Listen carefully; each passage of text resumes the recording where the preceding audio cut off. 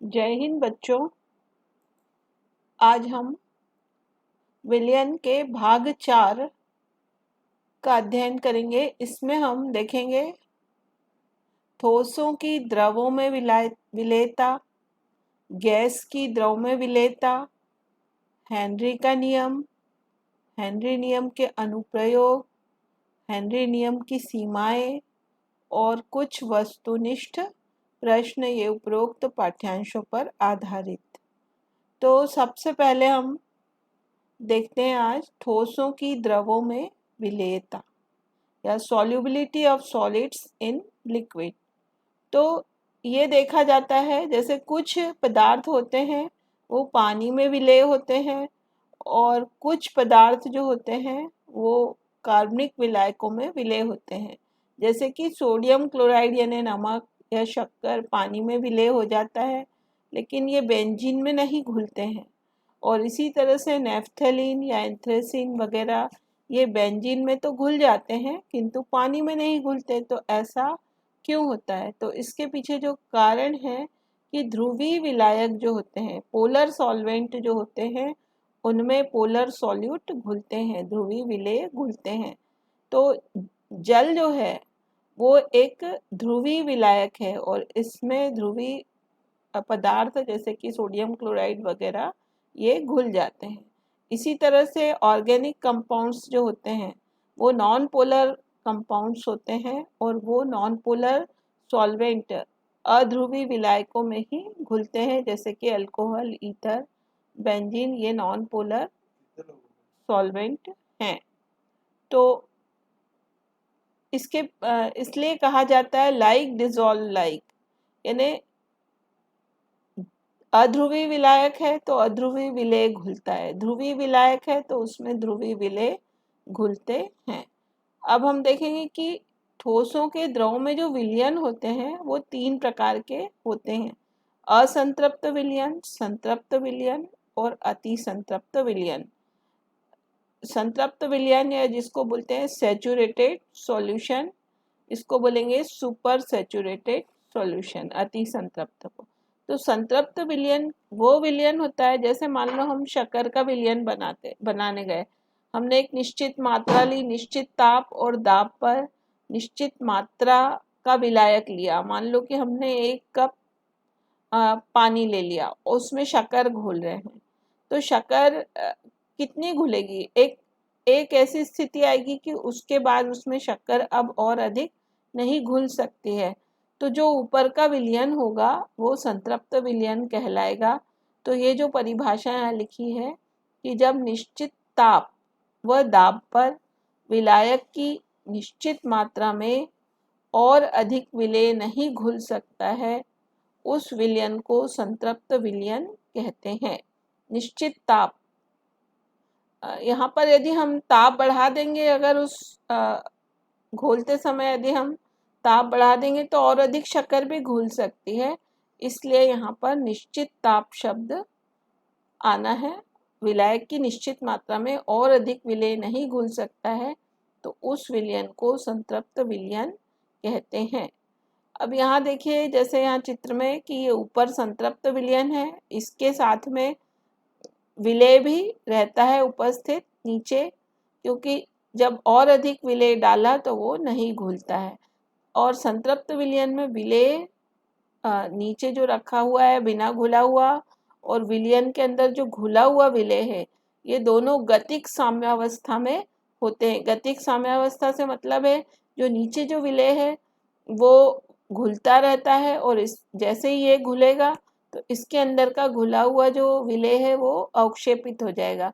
तो लगेगा कि मतलब विलेय अब घुलना बंद हो गया, लेकिन वास्तव में घुलता भी है और वापस बाहर निकलने का काम भी चलता रहता है। इसलिए इसे कहते हैं संतृप्त विलयन गतिक साम्यावस्था में होता है। और वो विलयन यदि संतृप्त में और अधिक विलेय को घोलना है तो उसको फिर हमें ताप को बढ़ाना पड़ता है, तो अति संतृप्त विलयन बनता है। जैसे शक्कर की यदि हम सुपर सैचुरेटेड चाशनी बनाते हैं और गर्म करके और उसको वापस से ठंडा करते हैं तो बूरे की शक्कर प्राप्त होती है, यानी क्रिस्टल प्राप्त होते हैं। अब यहाँ विलेयता की परिभाषा हम देखें कि संतृप्त विलयन में निश्चित ताप पर 100 ग्राम विलायक में उपस्थित विलेय की मात्रा को विलेय की विलेयता कहते हैं। 100 ग्राम विलायक में उपस्थित विलेय की मात्रा को विलेयता कहते हैं। संतृप्त विलयन शब्द आना है निश्चित ताप पर 100 ग्राम विलायक में उपस्थित विलेय की मात्रा को विलेय की विलेयता कहते हैं। अगला है विलेयता जो है पदार्थ की प्रकृति, ताप और दाब से प्रभावित होती है। विलेय कितना पदार्थ विलेय होगा, जो विलेयता है कितनी मात्रा में विलेय होगा किसी भी विलायक में, वो विलेय और विलायक दोनों की प्रकृति पर निर्भर करता है, ताप पर और दाब पर। तो ये देखें हम कि प्रकृति पर निर्भर करने का तो यहाँ ऊपर हमने देख लिया कि लाइक डिजॉल्व लाइक, ध्रुवी और अध्रुवी नेचर जो होता है उस पर डिपेंड कर रहा है, ये हुआ प्रकृति। दूसरा हम देखें यहाँ पर कि ताप पर, तो कुछ पदार्थ ऐसे होते हैं जिनका विलयन जब बनता है तो ऊष्माशोषी प्रक्रिया होती है। तो ऊष्माशोषी प्रक्रिया जब होती है मतलब कि ताप बढ़ाने से विलेयता बढ़ती है। कुछ पदार्थ हैं जैसे कि sodium chloride, KCl, potassium nitrate, sodium nitrate वगैरह, इनका डेल्टा H क्या होता है, delta H of solution positive होता है। तो इनके ताप बढ़ाने पर विलेयता बढ़ती है। और जो ऊष्माक्षेपी प्रक्रियाएं होती हैं, जो विलयन ऊष्माक्षेपी होते हैं, बनते हैं, जैसे कि लिथियम कार्बोनेट, सीजियम सल्फेट वगैरह, सीरियम सल्फेट, सोडियम कार्बोनेट, ये जो होते हैं इनकी डेल्टा H निगेटिव होती है और ये जो है ऊष्माक्षेपी प्रक्रिया में ताप बढ़ाने से विलेयता कम होती है। ली शेटेलियर के सिद्धांत में भी जब ऊष्मा शोषी है यानी इसको ऊष्मा की आवश्यकता है तो ये ताप बढ़ाने से विलेयता बढ़ेगी। ऊष्माक्षेपी में ऊष्मा खुद बाहर फेंक रहा है तो इसको ताप बढ़ाने से विलेयता कम होगी। और ठोसों की द्रव में विलेयता पर दाब का कोई प्रभाव नहीं पड़ता है क्योंकि ठोस व द्रव दोनों ही असंपीड्य होते हैं। ठोस और द्रव पर दाब का कोई प्रभाव नहीं पड़ता, इसलिए विलेयता पर भी दाब का कोई प्रभाव नहीं पड़ता है। अगला है गैसों की द्रव में विलेयता, solubility of gases in liquid. तो गैसों की द्रव में विलेयता द्रव व गैस दोनों की प्रकृति पर निर्भर करती है, द्रव की और गैस की। जैसे ऊपर भी हमने देखा था कि प्रकृति ध्रुवी अध्रुवी इस तरह से। तो अमोनिया, सल्फर डाइऑक्साइड, HCl ये तो जल में घुल जाते हैं क्योंकि जल जो ध्रुवी विलायक है और ये तीनों कंपाउंड भी ध्रुवी यौगिक हैं। लेकिन हाइड्रोजन, नाइट्रोजन, CH4, बेंजीन वगैरह जल में नहीं घुलते हैं क्योंकि ये नॉन पोलर या अध्रुवी गैसें होती हैं, इसलिए ये जल में नहीं घुलती हैं। गैसों का ताप बढ़ाने से गैसों की विलेयता कम होती है। इसको यदि हमें ऐसे संक्षेप में याद करना हो तो ये एरो लगाओ एक ऊपर डायरेक्शन में और T लिखा कि ताप बढ़ रहा है और विलेयता कम हो रही है। ये इस तरह का संक्षेप में याद करने का ये सिंबल है। ताप बढ़ रहा है, विलेयता, सॉल्युबिलिटी कम हो रही है। ली शेटेलियर के अनुसार भी विलेयता जो है एक ऊष्माक्षेपी प्रक्रिया होगी गैसों की विलेयता, तो इसलिए ताप बढ़ाने से विलेयता कम हो रही है। इसी तरह से गैसों की विलेयता, द्रव में गैसों की विलेयता जो होती है उसमें दाब का भी प्रभाव पड़ता है। दाब बढ़ाने से विलेयता बढ़ती है। तो क्यों बढ़ रही है, यहाँ देखें आप इस चित्र में कि यहाँ पर देखिए ये विलयन है नीचे जो व्हाइट कलर का दिख रहा हो और ये थोड़ा सा ब्लू, यहाँ पर क्या है, गैस के जो विलयन के ऊपर जो गैस होती है उसके कण है। तो जब दाब बढ़ाया, ये वेट बढ़ाया, यहाँ पहले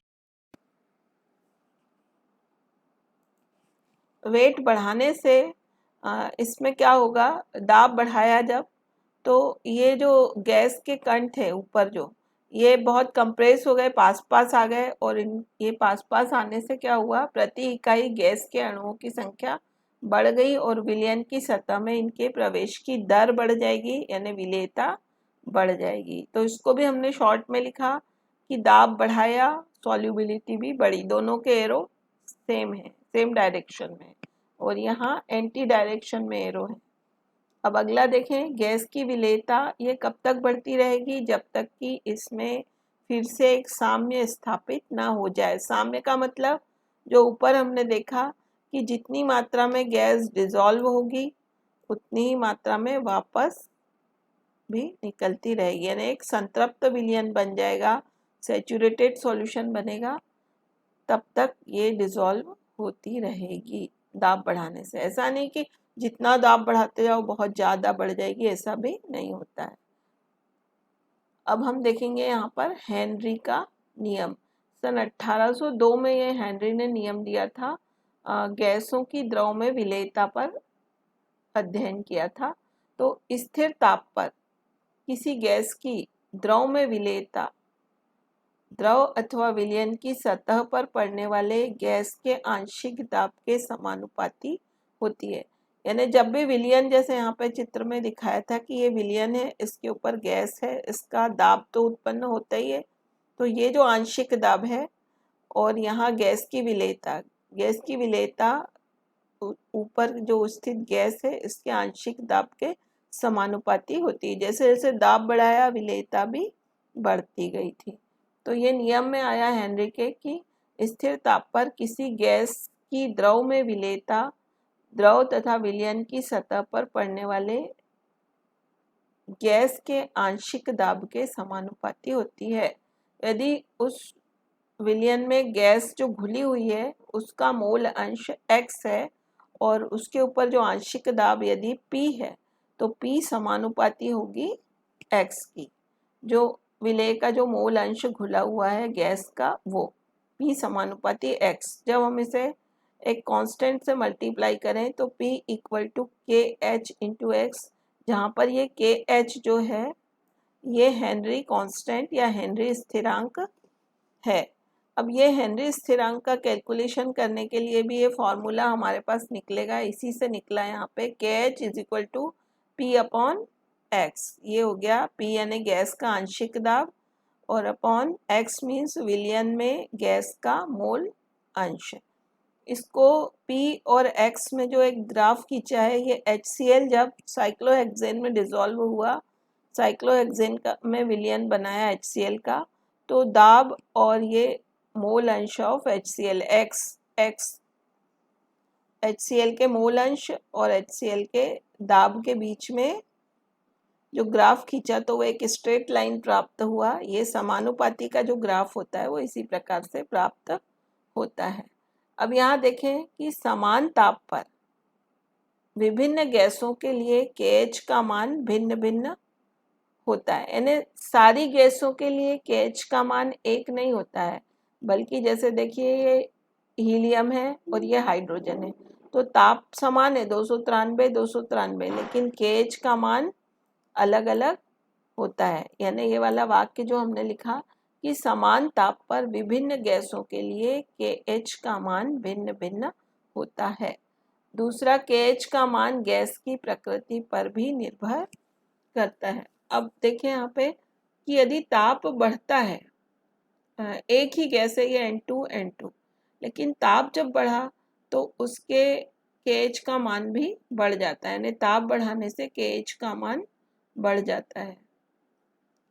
ये पूरा चार्ट बना हुआ है कुछ गैसों का विभिन्न तापों पर KH का मान दिया हुआ है, oxygen, organ, CO2, formaldehyde, vinyl chloride वगैरह।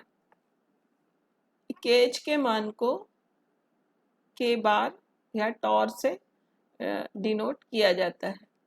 अब हेनरी के नियम के जो अनुप्रयोग हैं इनका क्या डेली लाइफ में कहाँ उपयोग होता है, तो आपने देखा होगा कि सोडा वाटर की बोतल को जब हम खोलते हैं तो उसमें से दाब कम होता है, जैसे ही खोले दाब कम हुआ, एकदम से उसमें से गैस रिलीज होती है।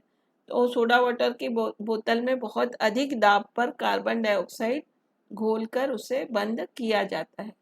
अब दूसरा है कि जब गोताखोर समुद्र में गोता लगाने के लिए जाते हैं तो वहाँ उनको श्वास की प्रॉब्लम होती है। क्यों होती है? क्योंकि वहाँ पर बहुत अधिक दाब होता है, ऊपर से पानी का दाब जो होता है, तो उस दाब के कारण जो गैसें होती हैं वो रक्त में डिसॉल्व होने लगती हैं। रक्त में गैस की विलेयता बढ़ जाती है। जैसे जैसे दाब बढ़ता है रक्त में ऑक्सीजन की विलेयता भी बढ़ जाती है।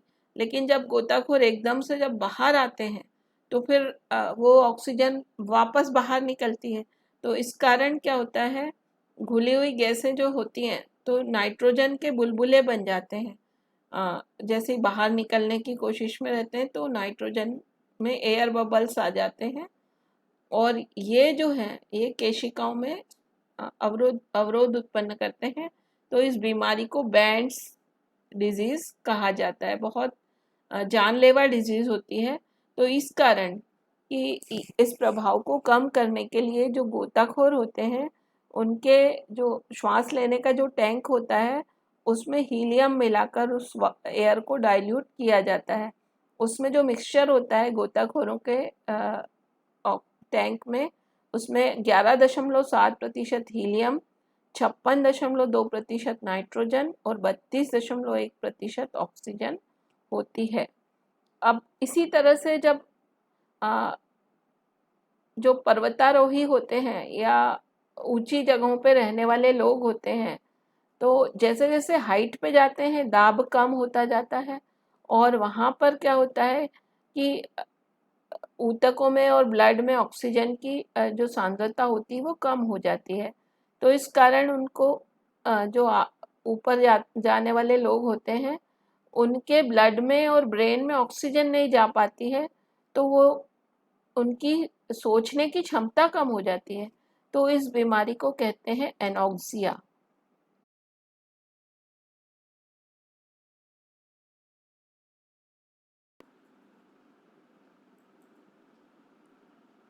अब बच्चों हम देखते हैं हेनरी के नियम की सीमाएं या लिमिटेशंस ऑफ हेनरीज लॉ क्या होगा। तो हेनरी का नियम केवल कम दाब और उच्च ताप पर ही गैसों पर लागू होता है। और दूसरा है इसमें है कि विलयन में घुली हुई जो गैसें हैं उनका न तो संघनन होना चाहिए यानी कि एसोसिएशन नहीं होना चाहिए या फिर उनका डिसोसिएशन या विघटन नहीं होना चाहिए। इस संघनन और एसोसिएशन और डिसोसिएशन से क्या होता है, नंबर ऑफ मोल्स चेंज हो जाते हैं। और अगला जो है कि गैस और विलायक के बीच में रासायनिक क्रिया नहीं होनी चाहिए। अब इस पर आधारित कुछ वस्तुनिष्ठ प्रश्न देखेंगे हम यहाँ पर कि पहला प्रश्न है कक्ष ताप पर शर्करा को जल में घोलने पर विलयन छूने से ठंडा लगता है। निम्नलिखित में से किस स्थिति में शर्करा की विलीनता सर्वाधिक तेजी से होगी। तो अब देखिए कि विलयन यदि घोलने पर छूने से ठंडा लगता है तो इसका मतलब है कि वो विलयन ऊष्मा शोषी होगा। ऊष्मा शोषी है यानी कि इसको ऊष्मा की आवश्यकता है, तो अतः इसको गर्म करने पर ये अधिक विलेय होगा। अब गर्म करने में दो उत्तर हैं, ये दूसरा और चौथा। लेकिन इसमें है शर्करा के क्रिस्टल और यहाँ है शर्करा का पाउडर। तो शर्करा का यदि पाउडर होगा तो वो और अधिक विलेय होगा क्योंकि पाउडर्ड फॉर्म में यदि शर्करा होगी तो उसकी जो सतह पृष्ठ सतह होगी वो अधिक होगी और विलेयता बढ़ जाएगी। तो अगला प्रश्न है ये, एक बीकर में पदार्थ ए का विलयन रखा है, इसमें ए की थोड़ी सी मात्रा मिलाने से पदार्थ अवक्षेपित हो जाता है, यह विलयन होगा। यह विलयन संतृप्त होगा क्योंकि इसमें पदार्थ में और अधिक मात्रा यदि विलयन की मिलाई है, इसमें विलयन में पदार्थ की और अधिक मात्रा मिलाई तो वह घुला नहीं है, अवक्षेप के रूप में प्राप्त हो जाता है। अगला प्रश्न यह है, द्रव विलायक की निश्चित मात्रा में घुल सकने वाले ठोस विलेय की अधिकतम मात्रा निर्भर नहीं करती है। किस चीज पर निर्भर नहीं करेगी? द्रव विलायक और ठोस के घुलने की मात्रा। द्रव और ठोस जो होते हैं ये दाब से प्रभावित नहीं होते हैं क्योंकि दोनों ही असंपीड्य होते हैं, अतः दाब पर इसकी विलेयता निर्भर नहीं करेगी। अगला प्रश्न जो है, ऊंचाई पर रहने वाले व्यक्तियों के ऊतकों में रक्त और ऑक्सीजन की कम सांद्रता का कारण खाली स्थान होता है। जब ऊंचाई पर वायुमंडलीय दाब कम होता जाता है, इसलिए ये उत्तर आएगा कम वायुमंडलीय दाब, दूसरा वाला। अगला प्रश्न है, हेनरी स्थिरांक के एच का मान। 4 उत्तर दिए हुए हैं। ताप बढ़ाने पर बढ़ता है, ताप बढ़ाने पर कम होता है, स्थिर रहता है या पहले बढ़ता है फिर घटता है। हमने ऊपर एक सारणी देखी थी, उसमें हमने नाइट्रोजन या और भी गैसों के दो दो टेम्परेचर्स पर केएच के मान देखे थे। तो उसमें हमने ये देखा था कि ताप बढ़ने से केएच का मान, हेनरी स्थिरांक का मान बढ़ता है। ताप बढ़ने से विलेयता बढ़ती है, इसलिए ताप बढ़ने से हेनरी स्थिरांक का मान भी बढ़ता है, क्योंकि हेनरी स्थिरांक, अगला देखें हम, हेनरी स्थिरांक केएच का मान उच्च विलेयता वाली गैसों के लिए अधिक होता है, निम्न विलेयता वाली गैसों के लिए अधिक होता है। तो यहाँ देखिए KH बराबर क्या है, P/X। अब P क्या है यहाँ पे, गैस का आंशिक दाब, और X क्या है, विलेयता या मोल फ्रैक्शन कह सकते हैं।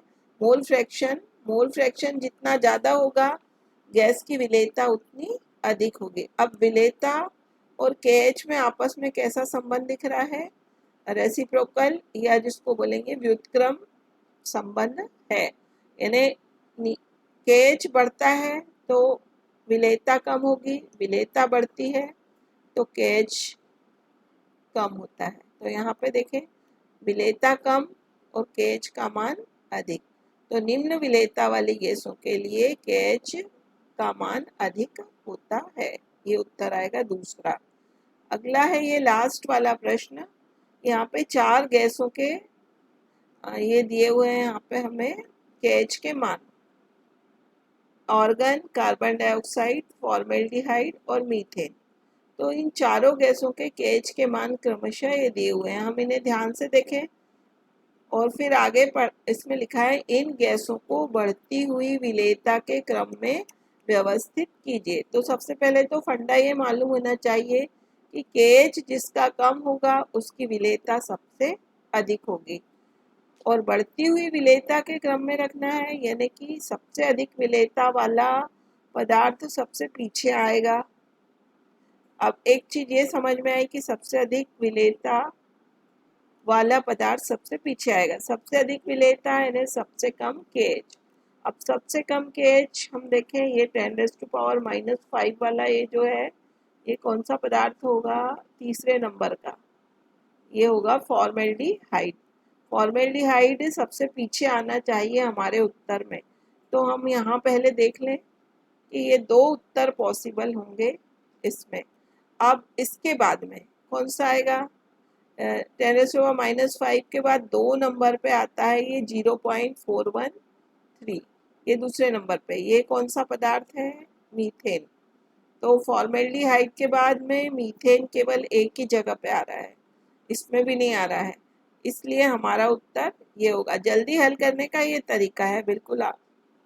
और उसके बाद में कार्बन डाइऑक्साइड, और सबसे अधिक KH किसका है, ऑर्गन। ये सबसे लास्ट में आएगा। यहाँ हमने लिख भी दिया है KH जितना कम सॉल्युबिलिटी उतनी अधिक। तो बच्चों पढ़ते रहिए, प्रैक्टिस करते रहिए। Thank you for watching the video.